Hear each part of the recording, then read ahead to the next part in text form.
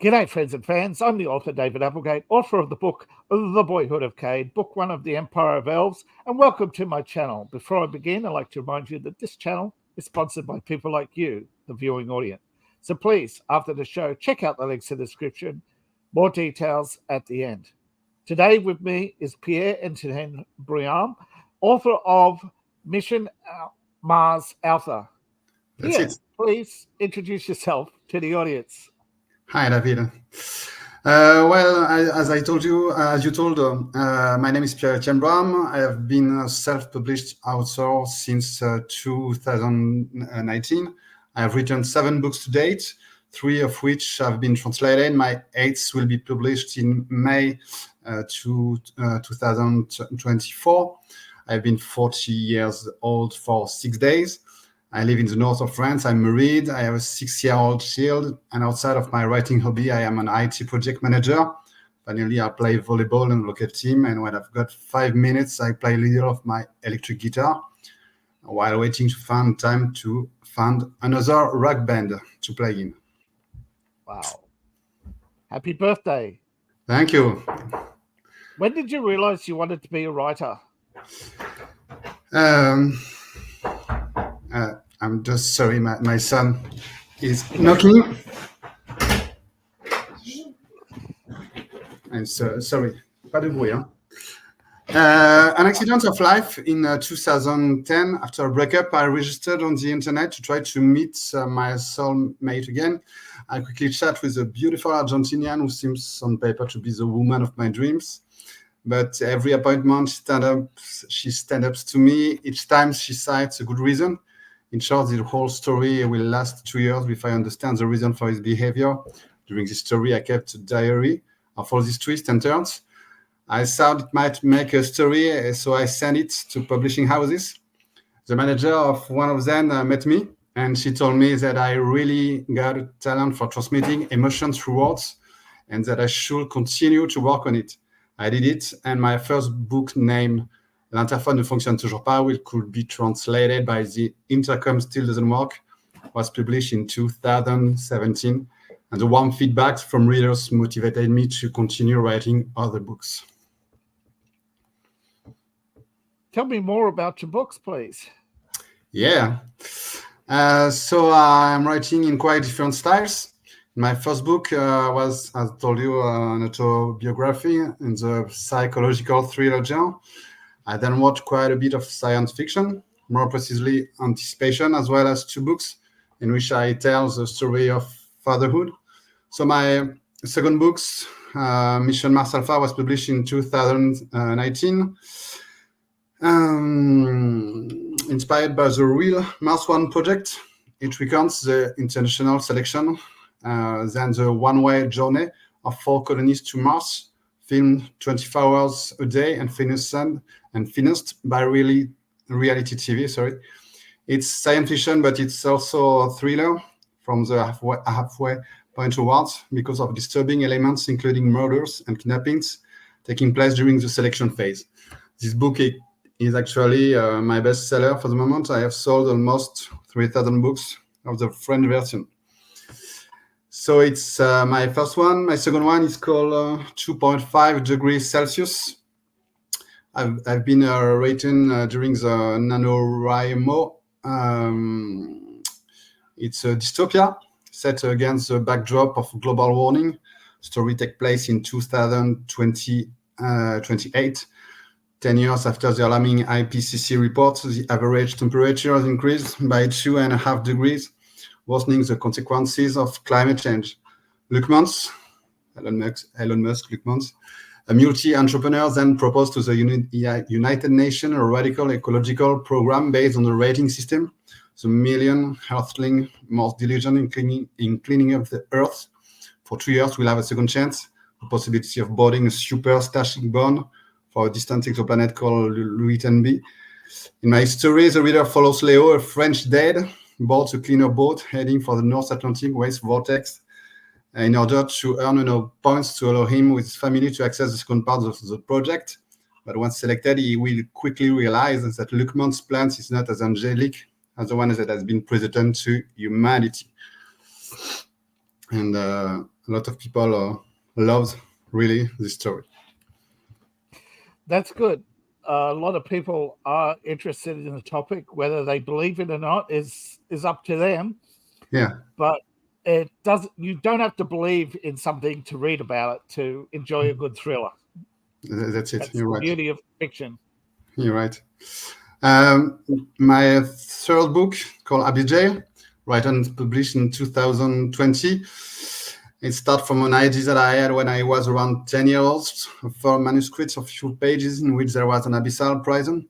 This project was close to my heart, and by adding the story of the Yellowstone eruption, I ended up having a complete story. It is therefore about a futuristic abyssal prison from which the successful writer Brian Jones took inspiration for his latest novel. There is also a government green energy project that is not as virtuous as it seems. And finally, the Yellowstone supervolcano has been dormant for thousands of years, and only renowned volcanologist Dana Summerson seems convinced of its imminent awakening and fears a devastating eruption. All these elements will come together to give rise to an explosive road trip, a post-apocalyptic thriller where the slightest spark can be fatal. And that's it. I've got other books which has not been translated. Quickly, I will present it. My fourth and fifth book, there are two volumes, soon the third, is a testimony of fatherhood. You told my little son. Its title is quite evocative. It could be translated, but before I had principle, now I'm a daddy. I hope you got it. Unfortunately, I haven't translated them yet. With more and a lot of self-depreciation, I'll talk about all subjects such as miscarriage, childbirth, breastfeeding, which did not work for us, intergenerational conflicts, in short, everything that we lived and which is only too rarely told. Volume 2 is about the terrible 2, which we experienced during the first COVID lockdown in March 2020, when I had just turned 40. And volume 3 will be on two subjects: entry into kindergarten, compulsory in France from 3 years old, and the discovery that my son has high potential, like me, which is not easy every day either. And my last book is codenamed Cerber, a huge monster of more than 600 pages, a futuristic but faithful rewriting of the 20 labors of Hercules. The pictures is as follows: New Athens, year 2136, in a world devastated by war causing a nuclear winter in 2000. In 2101, Alcide is accused of the murder of his wife and two children. He has no memory of it, but the evidence overwhelms him. Sentenced to death, he is offered a deal by Emperor Aristeus to carry out 12 perilous walks across the country. If he succeeds, he will avoid the gallows, and perhaps he will finally know what really happened. Who murders Alcide's family? Why these 12 walks, and why does Hera, a goddess from ancient times, do everything possible to see him fail? A book mixing mythology, post-apocalyptic science fiction, and fantasy, rather well received by critics, even those who are not used to the genre. The proof my 80-year-old mother loved it. So that's it. Beautiful. Now, obviously, you had to prepare. What was your process? Well, I regularly store ideas for books, beginnings, middles, and endings in a virtual notebook, but very often they are shaky and above all incomplete. So I consider myself more as a gardener, but I like to have some semblance of architecture when I start writing a book. So I need to know where I'm starting from, where I'm going to go, and where I'm going to arrive. Once I have it in mind, a beginning, middle, in a hand, I talk to my wife about it. I have her test my pitch. She asks me obvious questions to see if my story holds up. Sometimes from his first question, my story falls apart. It's not credible, so it makes me angry. But it's better that it be at this moment than at the very end. If it's validated and start writing, the smoother the better. Otherwise, something is wrong. Quickly, I get to know my characters. I have to admit that I don't prepare much for my characters, no profile, biography, or anything. I just know that they absolutely have to involve during the story, and that's it. I'm one of those authors who lets really their character express themselves when I'm right. And sometimes they make me do anything not at all that I'm planning to do. And once the first draft is completed, validated by alpha readers, I have my beginning, my middle, and my end, which are sometimes very different from what I told myself at the beginning. So I polish my text, deleting unnecessary things, often adding descriptions. This is not my strong point. And finally, I send this to my proofreader while I work on the summary and the cover. After that, I need to promote my book. So, probably the worst thing I hate to do in this job. It is a difficult task because we have very few avenues now. We've got Facebook, yes. We've got X, and we've got the sheer hope that telling a few people will tell a few people. And of course, you've got interviews like this. But other than that, book fairs, I keep getting emails every day. Oh, do you do book fairs? No. Why not? They fail. They're dominated by the big publishers. The few buyers that do go are corporate buyers, and they know everybody. And nobody wants to know the new guy in case you've done something controversial. Everybody's afraid of the new guy. Yeah, that's it. No, it's a very boring. I hate to talk about myself. I hate to repeat every day. I think that you must repeat 7 times a thing on the social network in order that it will be recorded by the public. And yes. I really hate it. I'm doing it, but I do prefer let the book to be sold himself. But sometimes it works, sometimes it does not work. Well. Most of the time I'm using reviewers that in France I'm sending for free my books, and they are writing critics on Amazon, on Booknotes, on Goodreads, and people which are following them are buying the book because they know, okay, as these reviewers, I like what she's writing, so I'm pretty sure that if she loves the book, I should love it. Yes, I have to do that again. Last one I got was 5 stars, and it gave a little bump. So I think it's basically got to the point where I got to every couple of months now give somebody a copy of my book and hope they read it. But so many people now are inundated. So I've probably got people that I've sent the book to years ago who still haven't got around to it. Yeah, I got the same here.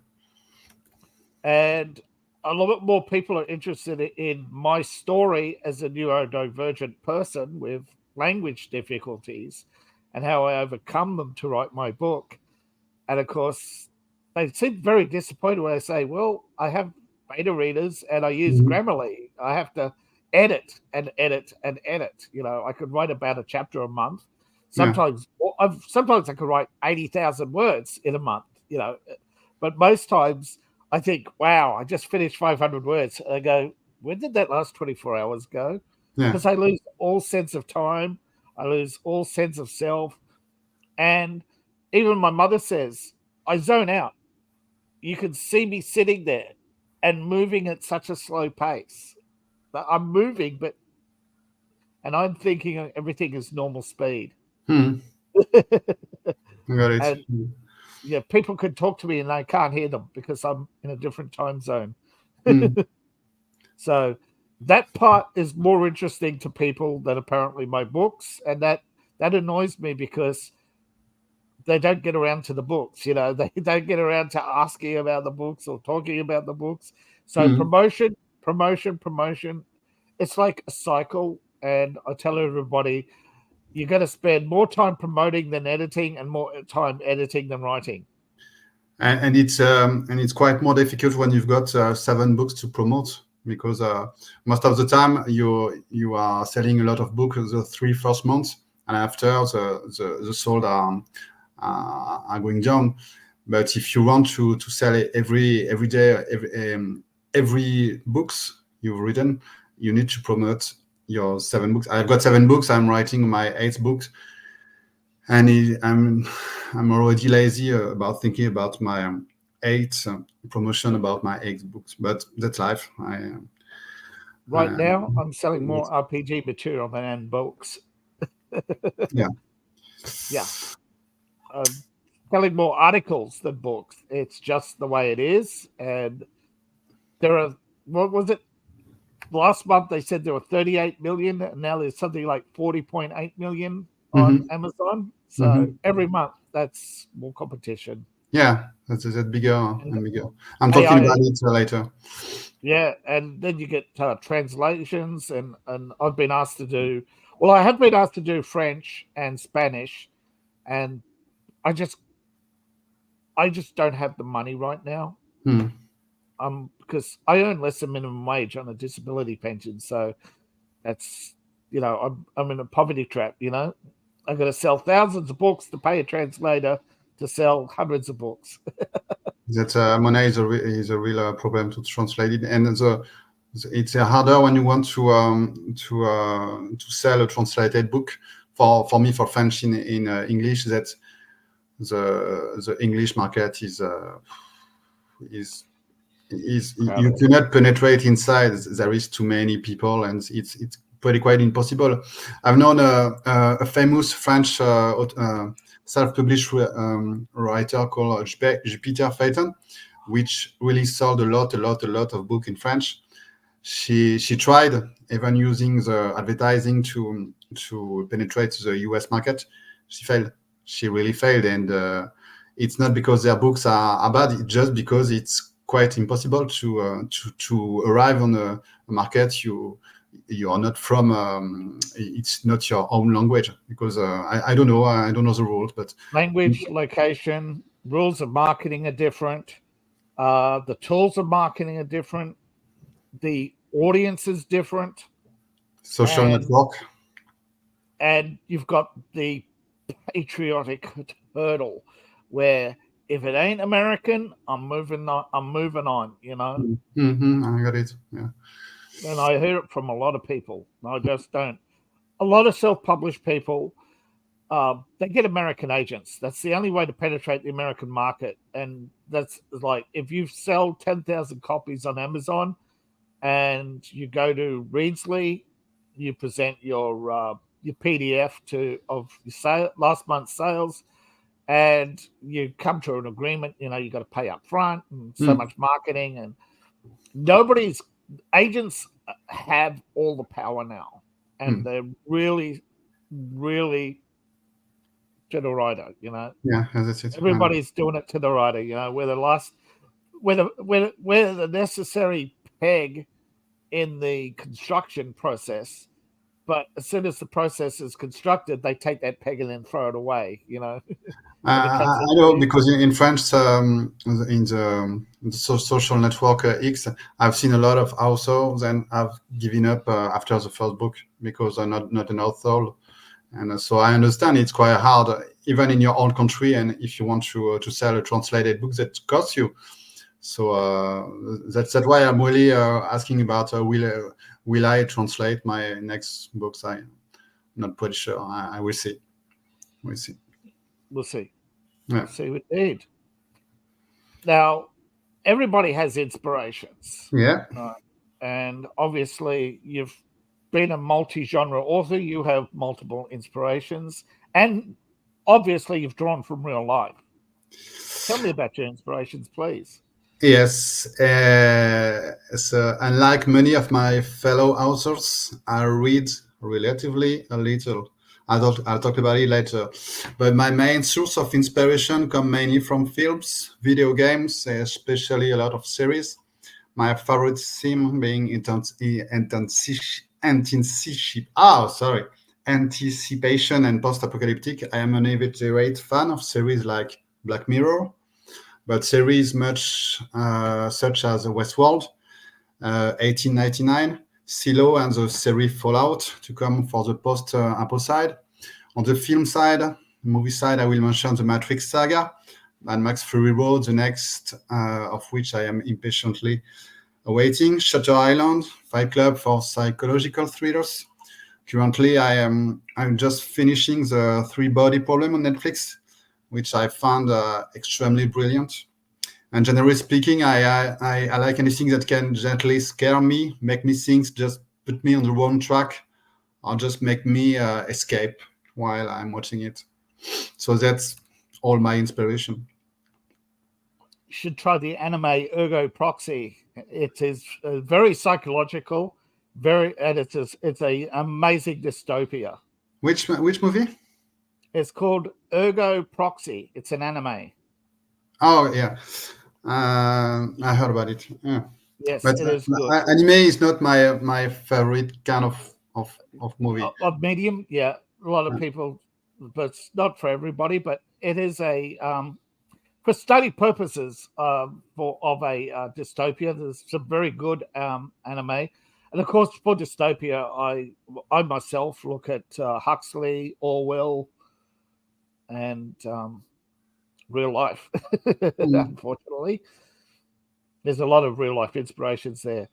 Do you have a favorite writer or a favorite book?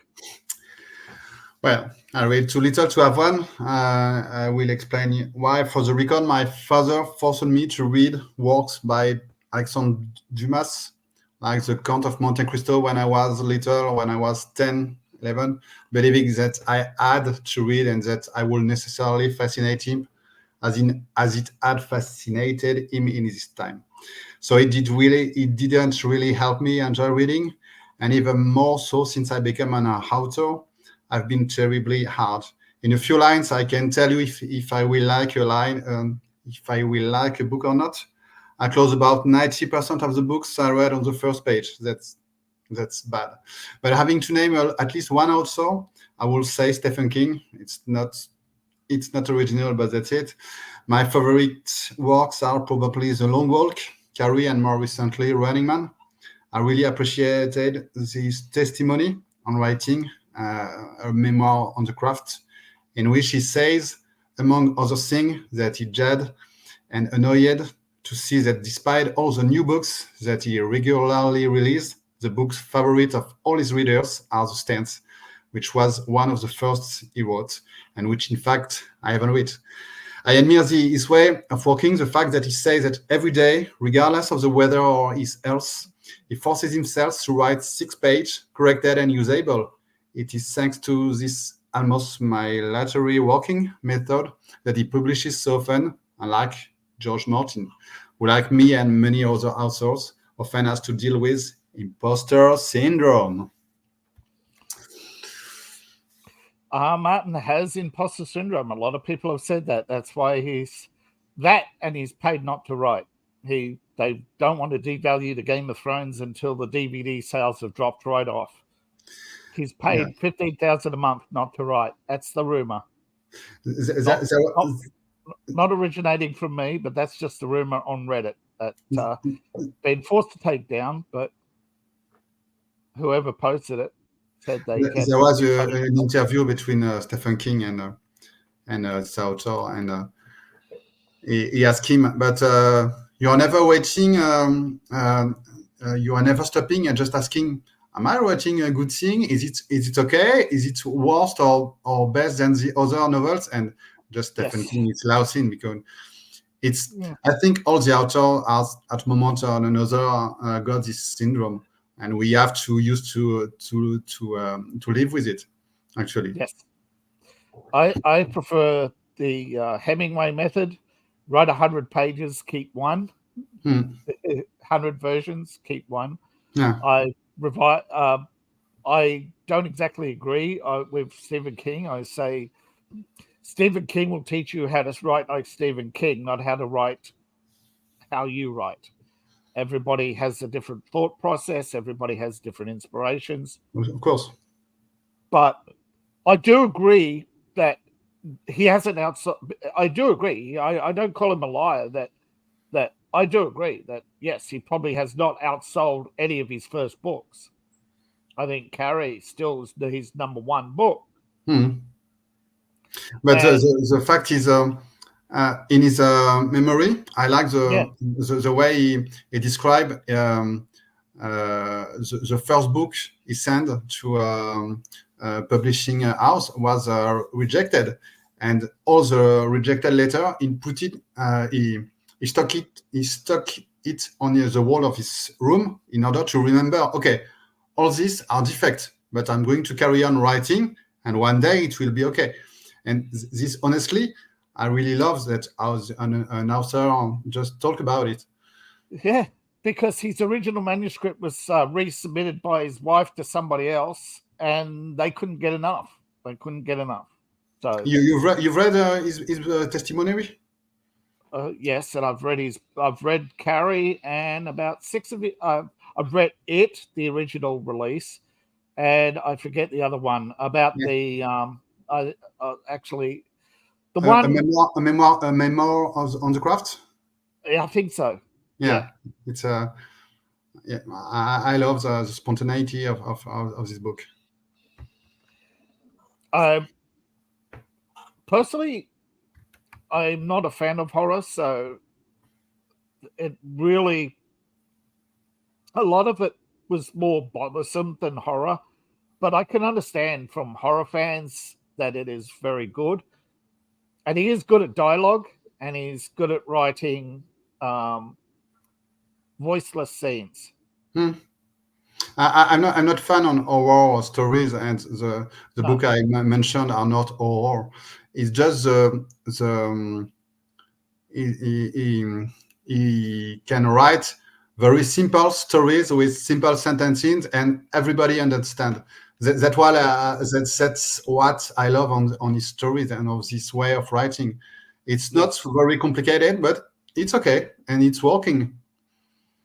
Yeah, I think that's also comes from 20 years of experience as an English teacher before he started writing. Yeah, he could play, sure. Yeah, very. I believe it was 20 years. I'm not sure. But again, it comes down to research, and everybody, particularly in science fiction, does a lot of research. Tell me about your research. Well, as I told you, most of my books always start from a background of reality, an article on a future technology, a mythological tale. So once I have the beginning, middle, and end of my story, I dig deep and deep and deep, and I research this theme thoroughly in order to have as much information as possible, and above all, to be as realistic as possible. So I am now quite knowledgeable about the planet Mars, the Yellowstone, the 12 labors of Hercules, and the Moon, which will be my future book. Yeah, the great ball of rock, ice, and hydrogen that is the Moon. I was pretty surprised to learn that it's actually quite porous. It's like a big pumice stone that's got a lot of water and hydrogen. It's pretty much like a sponge full of hydrogen and water. It's the amazing thing on the Moon is to know that the human haven't come back to the Moon since 1973 or 79. It's really been a while, and in order to go to Mars, they are going to go back to the Moon in order to learn and to be sure that they will be able to live by themselves, actually. And but I'm praying every day to that I will one day see a man walking on the Mars planet. That I'm pretty sure that the future this future guy is already born, and it will be an amazing day to see the first step on the man on Mars. The problem is, it depends on. I understand the theory why they chose Mars over Venus, because Venus is too hot, and all theory will state that regardless whether the sun cools or heats, it will expand as it ages. So Earth will become intolerable, and so would Venus. It's a waste of time, right? There's no point in terraforming Venus, because by the time you complete the project, the sun has expanded, and whether it heats or cools, it doesn't matter. The closer you are to the sun, the more radiation you get. No, Venus is not a good planet. I think No. there is a moon on Jupiter which is full of water. Io, yes. They would like to send. I've just seen it a few days ago a kind of robotic snake, which will be able to walk on the ice. But yes, there is a lot of discovery, and I think that Elon Musk, through his job, we love or we hate him, this guy, with this the technological advances he provide, it really helps the mankind to go to planet like Mars, or maybe not Venus, but the moon of I think it's Europe. The name of the moon. I don't remember. Europa and Io. There's two. Europa and Io. Yes. And Io's the current project. Io is where the Europa project is headed. Yeah. Because the Europa project is named after the Europa Space Agency, not the moon. That's so confusing, but that's bureaucracy. They have a whole department of naming. Yeah. But well, we'll see. Already from that the man could arrive to stand one more time on the moon. It will be great. Well, this time it would be either Dragon X or the Artemis project. Well, those two are competing currently for US funding for the moon landing. After the failure of the current lander, it's looking like Elon will get the contract for the next attempt. Because you have to get so many landings on the moon, then you have to have so many outer orbits, because you have to prove you could go through the Van Allen belt safely, and that is very difficult, because you have to be able to detect the gaps, and to do that you have to sail near it and head up towards the pole, and when you see those openings, you maneuver through it. It's not a straight line. It's not. You actually have to pilot the craft. Yes, and they have to get somebody to sign away their life that basically, they accept the fact. If you remember if you remember Apollo 11, I think. Yeah. It was amazing that he arrived to land the spaceship. It was really the last minute, the last second, and finally he did it. And thanks to wonderful men like Neil Armstrong, it's thanks to men like this that discover can go on. And to think they all did it with stopwatches, timers, sitting in the capsule over and over again for up to 6 hours a day for months. And somebody standing outside the capsule, hitting each time, each stage, all based on previous landings done by robots. And some of these robots, are probably long dead, but there's, I think, a story there that I think goes back to, I'm sure it's in iRobot, about the future of space travel is robotics. Or cryogenization. Yeah. But don't know. Don't know about cryogenization, but most exploration will be done robotically, because by robotic thoughts, of course. And the thought processes and the speed of reaction times are just beyond.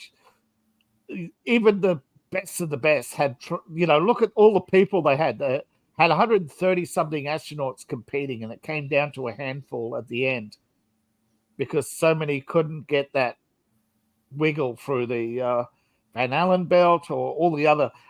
And these tests were just done, men sitting in the capsule and somebody outside plotting, looking at the timeline of the previous missions, and each time clicking away, and the computer would be putting all the different inputs and outputs into their flight, all the flight data equipment, all the measurements, everything. Even outside the window, there was images of an actual previous space flight. All this done with primitive technology. Yes, it's amazing. Well, a lot of people, that's where the conspiracies come from. But remember, they were so driven, and people don't understand the difference in the cost, right? How much it cost back then compared to today. Today, to build your aircraft, it costs millions of dollars to build just one aircraft. Back then, they could build an entire air force for a few $1 million. The fact is the period was so different because the Americans wanted to be the first to go on the moon. So I don't remember, but the price was amazing. I think it was $800 billion.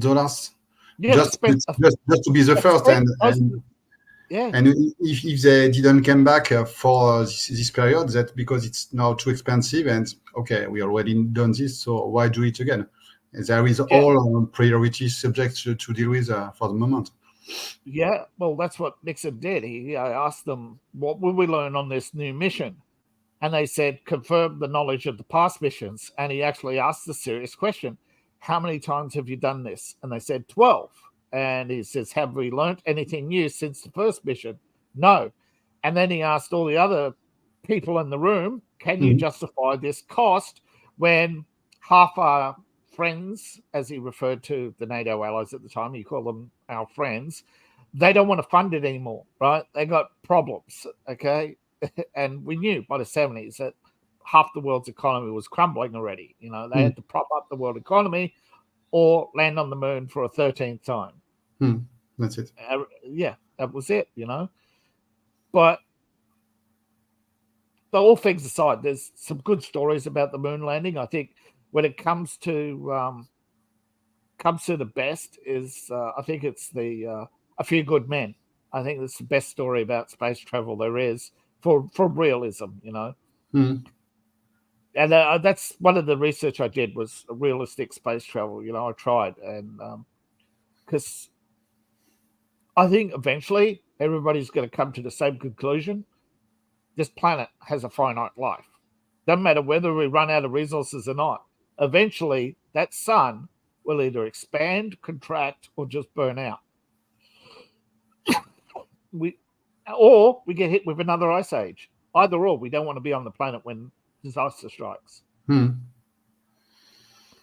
What advice would you give to a new writer? Moving back to topic. As I told you before, I'm a quite honest guy, so I will tell them, fly, you fools. Fly, you fools. There are already too many of us killing each other and trying to exist. To be honest, we could do an hour-long show on the subject. More seriously, many others content to constantly write and rewrite the first chapter, so which will never be good enough for them. So my real advice, if one day you want your novel to appear, it is already finish it the first time. I love this concept, which consists of saying that the first draft is the author telling the story to himself. The first draft is not of quality, it's okay, but at least there is a beginning and above all an end. So move forward. If a chapter isn't great, it doesn't matter. You have a basis for writing. You can come back to it and you reach once you have finished. Afterwards, there is a lot to say, especially about the disadvantages. If indeed it is great to succeed in seducing readers, to take them on a journey, you must also realize that exposing yourself means expecting to be criticized, positively or not. So it's being able to hear yourself say, it's not a good book, with slightly nastier terms. In France, at least, making a living from your pen is really, really complicated. I roughly earn €1 to €3 per book sold, knowing that a book costs me between €800 to €1,500 out of my pockets at the time it is published, which means I have to sell a lot of books just before I recoup this cost. Out of my 7 books, today only 3 books were written off. And yet I have been in the industry since 2017. With advertising on Amazon on top of that, it has reshuffled the cards in the sense that you now have to invest in advertising to exist. Except that often, in my case at least, it's at a loss. But without that, my French colleagues will confirm we sell less and less. So becoming an author and hoping to make a living from your writing, if you also have a house to pay for, a family to feed, I sincerely advise against it. Or it's okay, but it will be for your personal pleasure, not to make money. During my best year, I did not manage to earn the equivalent of a month's salary in 1 year. So I'm not ready to give up everything to just write. So to conclude, I will say just think about it. Do you want to write a story and publish and say, okay, I'm an author, or do you want to live of your books? It's not the same things. So and the fact is, it's very, very, very hard to finish and to arrive to publish a book. It's easy to say, okay, I got an idea, I want to write a book, but okay, write it from the beginning to the end and publish it, and be ready to get the critics about this book. And we'll talk about it later. So it's my point of view. I'm quite honest. You can see. You have to be quite honest. I mean, you have to be quite brutal to new writers and say, look, pal, you might have read the rule of 10. Okay. That was 1990. It's now the rule of 10,000. For every 10,000 writers, we're one of 10,000, and all we do are chimpanzees banging at the keyboard. Doesn't matter whether it's good, bad, or whatever. To the vast majority of the world, we could have written gibberish. They'll never know, because the average person cannot parse 10,000 books, let alone 1,000 books. That's it. They will parse the first one that they're recommended to. AI is killing this industry so fast because it's pay to win. You might see bestsellers advertising every day, and they're selling merch and they're selling books and they're doing tours. I tell you, there's a money man behind them. There's a publishing house behind them. There is a trust fund behind them. There is somebody's pet project. There is virtually few writers, and you can well-researched. That's why a lot of your bestsellers won't do interviews, because they'll sit down and hear the brutal truth, like Asimov to David Letterman. If you want to be a writer, learn to be poor. Yeah, I think that's what he said. That's a good sentence. I think it was Asimov, learn to be poor. Yeah. If you want to be a writer, learn to be poor. And of course, with writing comes stress, although not everybody feels stress or experiences it the same way. How do you experience and deal with it? It's okay, because it's a shame, but the stress is omnipresent in my work. So I manage, I told you, a project manager, so I manage schedules, especially delays, budget overruns. Afterwards, the stress in my work as an author, given that it's a hobby more than anything else, I must admit that I'm not very stressed in my activity, except when I have a deadline to meet, when I've committed to a date, and when I know it's going to be short, but that's quite rightly in the writing process. Generally, when a book is published, I know what is worth. I know that I could still work on it all my life, but at some point you have to know how to put an end to it and move on to something else. Afterwards, it's also because I have already published 7 books, and I'm starting to know a little better how it works. On the other hand, there is always frustration, more than stress, the anger of saying, as you told him, my last book is 4.7 on Amazon. Why aren't people snapping it up? Which prompts me to say this: you may have written a wonderful book, but if everyone doesn't know about it, you won't sell it. It's not because it's bad. It's probably because not enough people knows it's out. That's all. Yeah, I did a keyword analysis. I'm buried by 2.7 million books just in my, and that's for a niche genre. Could you imagine those? You imagine the majority of people who are following us on Twitter are romance writers. How many they would get if they did an Amazon keyword search and look at their ranking? They'd be what? Yeah. As I said, every month they're adding 2 million books. The vast majority of them produced by AI, produced by publishing houses who no longer take on authors. They've in-house writers now. Even I forget Bloomsbury. If you were to go to Bloomsbury today, you would be lucky to meet somebody. They wouldn't. You'd have to have an appointment. You have to be known. You have to be award-winning. You have to be marketable as a person before you're marketable as an author. Mm. And like I said, it comes down to the rule. It used to be the rule of 10. Now it's the rule of 10,000. You have 10,000 authors every month competing for that one spot. And like you said, you may only get 3 months. 3 months in the limelight. That's a good month. You talk about IA. Personally, I don't believe that IA could replace an author.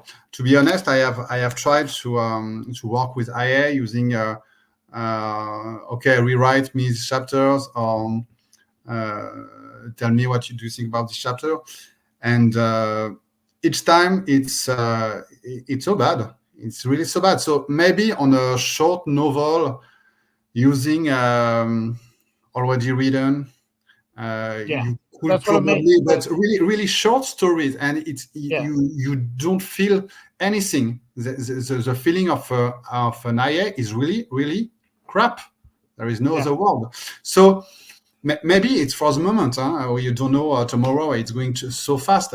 But for the moment, I'm pretty sure that IA won't never able to replace completely an author.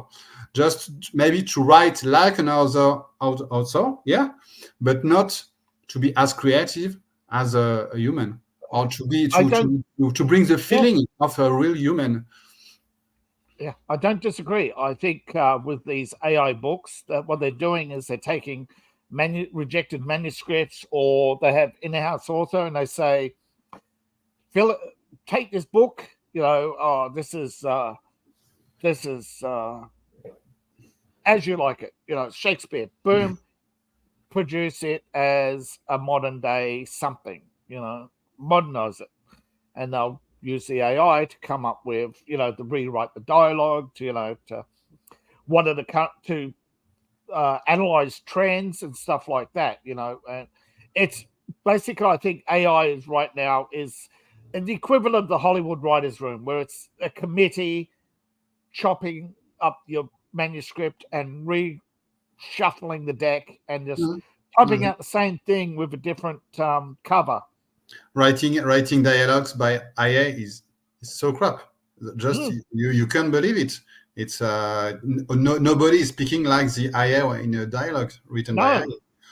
But what the average book buyer isn't going past isn't paging down. They're just, here's your recommended reading for this month. And click, and that's the way they go. It's pay to win. You see them with people, Amazon. I think it was called Amazon Uncovered, and they were talking about how Mackenzie and that made their fortune by basically selling ranking on Amazon, basically under the table. And they said they destroyed the book. Elon Musk is right. They destroyed, Apple destroyed the music industry. Amazon destroyed self-publishing. Everybody thought, they gave us a platform. Nah, Borders and the others gave us a platform. I think the first sentence of my next book is from Elon Musk. I need to find it back, but it's by my future book is kind of it's called Lost on Moon. It's 6 guys who wake up on a moon module. They don't know why they are here. And they just know that they've got 1 hour before there won't be any more Earth, any more breeze inside the module. So they have got to find a solution to go out. And I cannot say why there is IA behind, but the first I need to find it back. I will find it. It's a sentence from Elon Musk talking about IA. Sentence. I will find it. Never mind. But it's it's one of the new technology who arrive in our lives, and we were really not ready to be confronted to. It's like the generation, It's the swiftly internet, changing. the mobile phone, GPS, and now the AI, and it's amazing to see how fast it's going. Yeah, it is changing fast, and most of the algorithms these days, ChatGPT, most of your search algorithms these days are all AI generative responses, and most of your big tech companies are using AI to filter out results. So you could have the best book in the world, but if you don't meet the ESG score of the company doing the that search engine, you're gone. They're using ESG now in search results, and even myself, when I look up, I actually have a generated web page now somewhere. My friend was telling me they Googled me and they get the author David Applegate. Are you referring to the author David Applegate? Blah blah blah blah. Book 1, Empire of Elves, and it's pretty much it's all taken from these interviews, all the stuff. That so Google is selling this right now, this information to AI companies, and search results, and it's all beyond our control.